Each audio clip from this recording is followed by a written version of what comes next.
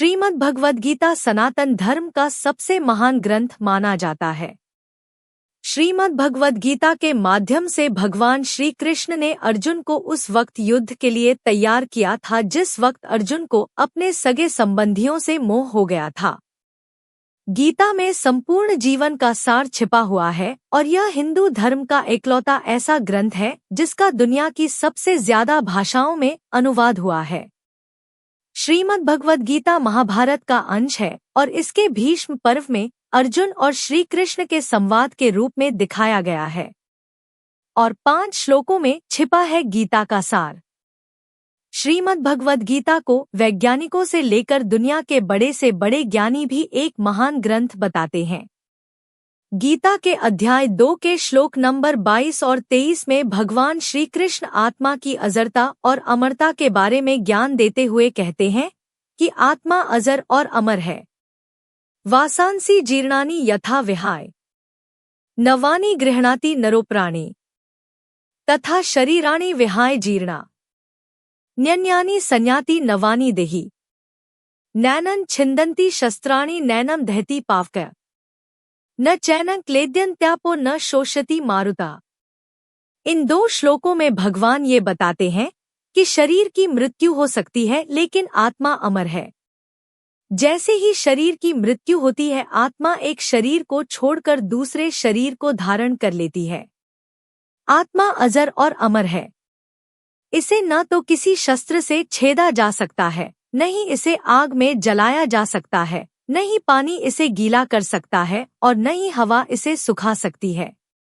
इन 2 श्लोकों का पूरा अर्थ है, हे अर्जुन, जैसे मनुष्य जैसे पुराने कपड़ों को छोड़कर दूसरे नए कपड़े धारण कर लेता है, ऐसे ही आत्मा पुराने शरीरों को छोड़कर दूसरे नए शरीरों में चली जात है। शस्त्र इस आत्मा को काट नहीं सकते, अग्नि इसको जला नहीं सकती, जल इसको गीला नहीं कर सकता और वायु इसको सुखा नहीं सकती।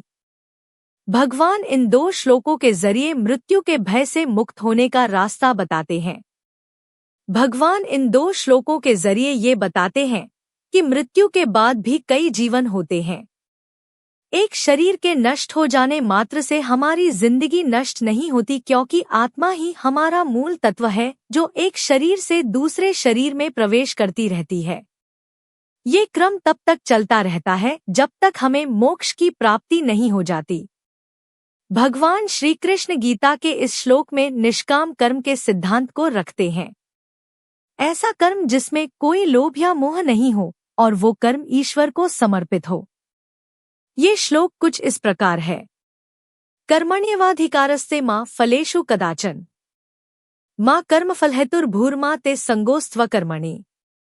2:47 भगवान श्री कृष्ण के द्वारा बताया गया ये ज्ञान संसार में सबसे लोकप्रिय श्लोक माना जाता है।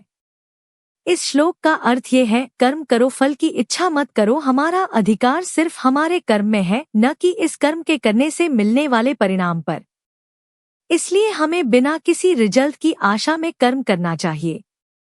इसका परिणाम क्या होगा अगर हमने इस पर अपना ध्यान केंद्रित कर दिया तो हम मोह माया में बंद कर कर्म करेंगे और अगर इच्छा के अनुसार इसका फल नहीं मिलेगा तो हमें निराशा हासिल होगी।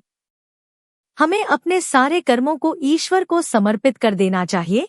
ईश्वर ही हमें अपने कर्मों का उचित फल देगा। गीता का ये सिद्धांत भाग्यवाद के सिद्धांत को स्थापित करता है। कई बार हमें ऐसा लगता है कि हमने बहुत मेहनत की लेकिन हमें उसका परिणाम अच्छा नहीं मिला और हम निराश हो जाते हैं। लेकिन भगवान हमारे सारे कर्मों का हिसाब रखता है और जब उसे लगता है तभी वो इसका फल देता है। भगवान के सामने सभी बराबर हैं। दरअसल भगवान ने गीता के अध्याय 4 के श्लोक 13 में सभी इंसानों को बराबर माना है और जन्म आधारित जाति प्रथा का विरोध किया है। भगवान इस श्लोक में कहते हैं कि चातुर्वर्ण मया सृष्टम गुणकर्म विभागशः तस्य कर्तारमपि मा विद्य कर्तारमव्ययम्। 4:13 भगवान कहते हैं कि चारों वर्णों की सृष्टि इंसानों ने नहीं की है बल्कि खुद भगवान ने की है।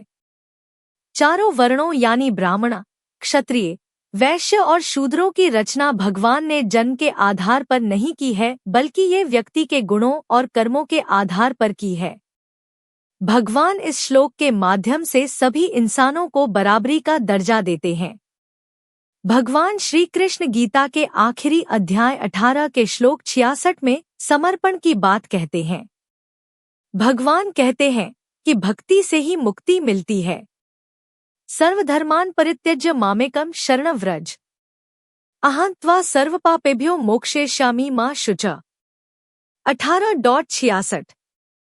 इस श्लोक में भगवान कहते हैं कि हे अर्जुन, तुम सभी धर्मों को छोड़कर मेरी शरण में आ जाओ, मैं तुम्हें सभी पापों से मुक्त कर दूंगा। इस श्लोक में भगवान अर्जुन से कहते हैं कि तुम सभी प्रकार के कन्फ्यूजन्स को छोड़ दो।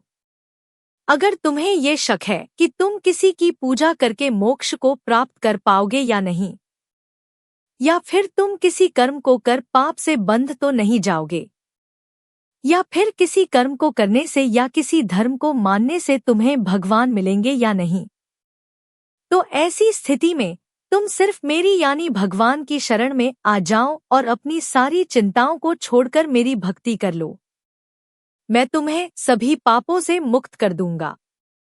गीता का ये श्लोक भगवान की पूर्ण भक्ति करने का आदेश देता है, भगवान पर पूरा भरोसा करने का आदेश देता है। गीता के इन 5 श्लोकों में छिपा है गीता का सार, जिनको पढ़ने और समझने से हमें आत्मा से परमात्मा का ज्ञान हो जाता है।